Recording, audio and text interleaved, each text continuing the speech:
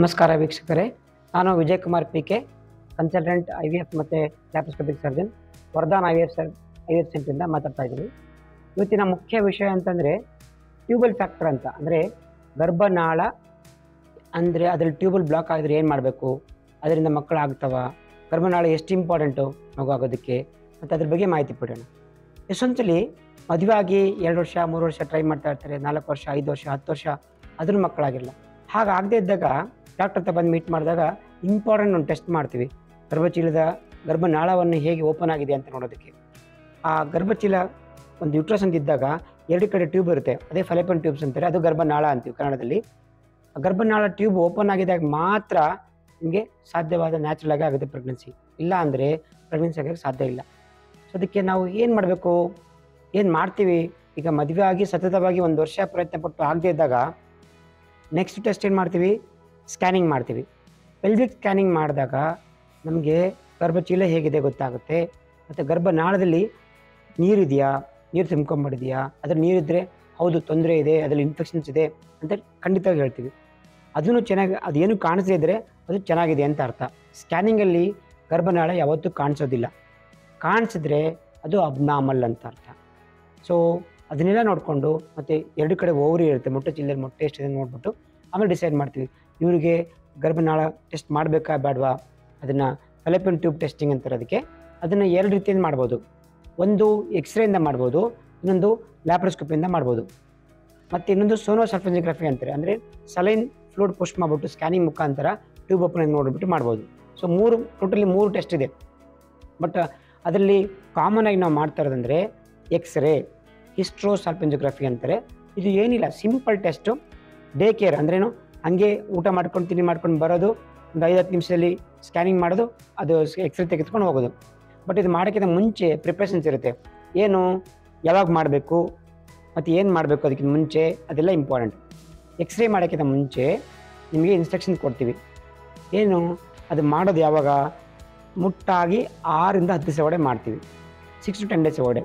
ಆ ಟೈಮಲ್ಲಿ ಸೆಕೆಂಡ್ ಡೇಗೆ ಬರಬೇಕು ನೀವು ಮುಟ್ಟು ಬಂದಾಗ. ಆ ಟೈಮಿಂದ 5 ದಿವಸವರೆಗೂ ಆ್ಯಂಟಿಬಯೋಟಿಕ್ ಕೊಡ್ತೀವಿ. ಯಾಕೆ ಆ್ಯಂಟಿಬಯೋಟಿಕ್ ಕೊಡ್ತೀವಿ? ಏನೇ ಇನ್ಫೆಕ್ಷನ್ಸು ಗರ್ಭಚೀಲ ಮೋತಿ ಭಾಗದಲ್ಲಿದ್ದು ಗರ್ಭನಾಳ ಒಳಗಡೆ ಹೋಗಬಾರ್ದು, ಅದು ಹೋದರೆ ಮತ್ತೆ ಮುಂದೆ ಬ್ಲಾಕ್ ಮಾಡುತ್ತೆ, ಅಥವಾ ನಿಮಗೆ ಫೀವರ್ ಬಂದ್ಬಿಟ್ಟು ಅದು ಸ್ಪ್ರೆಡ್ ಆಗುತ್ತೆ ಇನ್ಫೆಕ್ಷನ್ಸ್ ಅಂತ ಆ್ಯಂಟಿಬಯೋಟಿಕ್ ತೊಗೊಂಡೇ ಎಕ್ಸ್ರೇ ಮಾಡಿದ್ರೆ ಒಳ್ಳೆಯದು. ಹಾಗೆ ಮಾಡಿದ್ರೆ ಹಾಗೂ ಮಾಡ್ಬೋದು, ಇಲ್ಲ ಅಂತಲ್ಲ. ಬಟ್ ನಿಮಗೆ ಸಪೋಸ್ ಆಕ್ಸಿಡೆಂಟಲ್ ಆಗಿ ಆ ಗರ್ಭಚೀಲ ನಾಳ ಭಾಗದಿಂದ ಮೋತಿ ಭಾಗದಿಂದ ಆ ಇನ್ಫೆಕ್ಷನ್ಸ್ ಸ್ಪ್ರೆಡ್ ಆಗಿಬಿಟ್ರೆ ತುಂಬ ನೋವು ಬರುತ್ತೆ, ಪೆಲ್ವಿಕ್ ಅಬ್ಸೆಸ್ ಆಗುತ್ತವೆ, ಮತ್ತು ಫೀವರ್ ಕಂಟಿನ್ಯೂಸ್ ಬರುತ್ತೆ, ಪೇನು ಅಂತ ಬರ್ತಾ ಇರ್ತಾರೆ. ಅದಕ್ಕೇ HSC ಮಾಡೋಕ್ಕಿಂತ ಮುಂಚೆ ಇನ್ಸ್ಟ್ರಕ್ಷನ್ಸನ್ನು ಕರೆಕ್ಟಾಗಿ ಫಾಲೋ ಮಾಡಬೇಕು. ಅದಕ್ಕೆ ಪ್ಯಾರಾಸರ್ವಿಕಲ್ ಬ್ಲಾಕ್ ಅಂತ ಕೊಡ್ತೀವಿ, ಸ್ವಲ್ಪ ಪೇನ್ ಆಗುತ್ತೆ, ಆ ಪೇಯ್ನನ್ನು ಕಡಿಮೆ ಮಾಡೋದಕ್ಕೆ ಪೇಯ್ನ್ ಕಿಲ್ಲರ್ ಕೊಡ್ತೀವಿ. ಯಾವತ್ತು ಅದು 1 ದಿವಸ ಮಾತ್ರ ತೊಗೋಬೇಕು, ಯಾವತ್ತು ಎಕ್ಸ್ರೇ ಇರುತ್ತೆ ಅವತ್ತು ದಿವಸ ಮಾತ್ರ ತೊಗೋಬೇಕು. ಅದಕ್ಕೆ ಅಪಾಯಿಂಟ್ಮೆಂಟ್ ಫಿಕ್ಸ್ ಮಾಡಿಬಿಟ್ಟು ಎಕ್ಸ್ರೇ ಮಾಡ್ಕೊಂಡು ಬರಬೇಕು. ಇದ್ರಲ್ಲಿ ಏನು ಮಾಡ್ತೀವಿ ಎಕ್ಸ್ರೇಲಿ ಅಂತಂದರೆ, ಇದು ಡೇ ಕೇರ್ ಅಂದ್ರೇನು, ಹಾರ್ಡ್ಲಿ ಒಂದು 1/2 hour ಆಗುತ್ತೆ ಅಷ್ಟೇ. ಅದರಲ್ಲಿ ಒಬ್ಬರು ಗೈನಕಾಲಜಿಸ್ಟ್ ಇರ್ತಾರೆ, ಮತ್ತು ಎಕ್ಸ್ರೇ ಟೆಕ್ನಿಷಿಯನ್ ಇರ್ತಾರೆ. ನಿಮಗೆ ಎಲ್ಲ ಆ್ಯಂಟಿಬಯೋಟಿಕ್ ಇನ್ಸ್ಟ್ರಕ್ಷನ್ಸ್ ಕೊಟ್ಟಿದ್ದು ನೋಡ್ಕೊಂಡ್ಬಿಟ್ಟು ಒಂದು ಎಕ್ಸ್ರೇ ಫಿಲ್ಮ್ ತೊಗೊಂಡ್ಬಿಟ್ಟು ನಿಮ್ಮ ಬಟಕ್ಸ್ ಕಡೆ ಇಡ್ತೀವಿ. ಆಮೇಲೆ ಒಂದು ಸ್ಕ್ರೂ ಇರುತ್ತೆ, ಅಂದರೆ ನಾವು ಒಂದು ಕ್ಯಾನ್ಲ ಇರುತ್ತೆ, ಅದನ್ನು ಗರ್ಭಚೀಲ ಮೋತಿ ಭಾಗದಲ್ಲಿ ಹಾಕಿ ಅಟ್ಯಾಚ್ ಮಾಡಿ ಡೈಯನ್ನು ಪುಷ್ ಮಾಡ್ತೀವಿ. ಸ್ಲೋಲಿ ಪುಷ್ ಮಾಡ್ತೀವಿ. ಅದನ್ನು 3 minutes 5 minutes 7 minutes 3 ಫಿಲ್ಮ್ ತೊಗೊಳ್ತೀವಿ. ಅಂದರೆ ಆ ಗರ್ಭಚೀಲ ನಾಳದಲ್ಲಿ ಡೈ ಹೋಗ್ತದೆ ಅಂತ ಕರೆಕ್ಟಾಗಿ ಗೊತ್ತಾಗಬೇಕು. ಅದರಿಂದ ತುಂಬ ಹೆಲ್ಪ್ ಆಗುತ್ತೆ. ಬರೀ ಕೆಲವರು ಎಷ್ಟೊಂದು ನಾವು ನೋಡ್ತೀವಿ ಒಂದೇ ಫಿಲ್ಮ್ ತೊಗೊಂಬಂದಿರ್ತಾರೆ, ಆ ರೀತಿ ಅಂಥ ಕಡೆ ಹೋಗ್ಬಿಡಿ.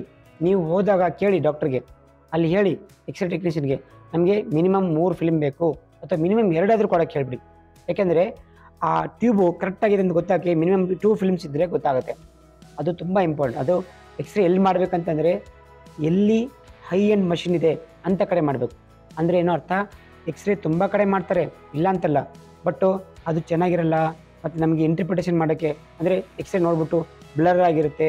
ಮತ್ತು ಎಕ್ಸ್ರೇ ಮಾಡಬೇಕಾದ್ರೆ ನೀವು ಯಾವತ್ತೂ ಮೂವ್ ಮಾಡಬಾರ್ದು, ಕರೆಕ್ಟಾಗಿ ಸ್ಟಿಫಾಗಿ ಇಟ್ಕೊಂಡಿರಬೇಕು. ಮೂವ್ ಮಾಡಿದ್ರೆ ಎಕ್ಸ್ರೇ ಬ್ಲರ್ ಆಗಿ ಬರುತ್ತೆ, ಅದರಿಂದ ಏನು ಯೂಸ್ ಆಗೋಲ್ಲ, ಏನು ಕಾಣಿಸಲ್ಲ, ಡೈ ಬಂದಿರೋದೇ ಕಾಣಿಸಲ್ಲ. ಇಲ್ಲಿ ಏನು ಮಾಡ್ತೀವಿ ಅಂದರೆ, ಡೈ ಪುಷ್ ಮಾಡಿದಾಗ 3 minutes ಒಂದು ಇಂಜೆಕ್ಷನ್ ಇದು ಫಿಲ್ಮ್ ತೊಗೊಳ್ತೀವಿ, ಮತ್ತು 5 minutes ಮತ್ತು 7 minutes ಅದರಲ್ಲಿ ಡೈ ಹೋಗ್ತಾ ಇರೋದು ಗೊತ್ತಾಗುತ್ತೆ, ಕರೆಕ್ಟಾಗಿ ಗೊತ್ತಾಗುತ್ತೆ.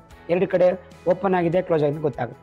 ಇದರಿಂದ ಎಲ್ಲಿ ಬ್ಲಾಕ್ ಆಗಿದೆ, ಹೇಗಿದೆ ಟ್ಯೂಬು, ಫುಲ್ಲು ಲೆಂತು 10 centimeter ಎಂಟ್ರೆನ್ಸಿಂದ ಹಿಡ್ಕೊಂಡು ಯುಟ್ರಸ್ ಕ್ಯಾವಿಟಿಯಿಂದ ಹಿಡ್ಕೊಂಡು ಫೆಲೋಪಿಯನ್ ಟ್ಯೂಬ್ ಹೋಗೋದೆಲ್ಲ ಗೊತ್ತಾಗುತ್ತೆ. ಇದು ಇಂಪಾರ್ಟೆಂಟು ನಿಮಗೆ. ಯಾಕೆಂದರೆ ಆ ಡಾಕ್ಟ್ರು ಯಾರೂ ಹೇಳಲ್ಲ. ಎಂಥ ಕಡೆ ಅಂತಂದರೆ, ಎಲ್ಲಿ ಡಾಕ್ಟರ್ ಹೇಳ್ತಾರೆ ಅಂಥ ಕಡೆ ಹೋಗಿ ಮಾಡಿಸಿ, ಅಥವಾ ನಿಮಗೆ ಹೈ ಎಂಡ್ ಮಷಿನ್ಸ್ ಎಲ್ಲಿದೆ, ಒಳ್ಳೆ ಡಯಾಗ್ನೋಸ್ಟಿಕ್ ಲ್ಯಾಬ್ ಎಲ್ಲಿದೆ ಅಂಥ ಕಡೆ ಹೋಗಿ ಮಾಡಿದ್ರೆ ನಿಮಗೆ ರಿಸಲ್ಟ್ಸು ತುಂಬ ಸೂಕ್ತವಾಗಿ ಸಿಗುತ್ತೆ.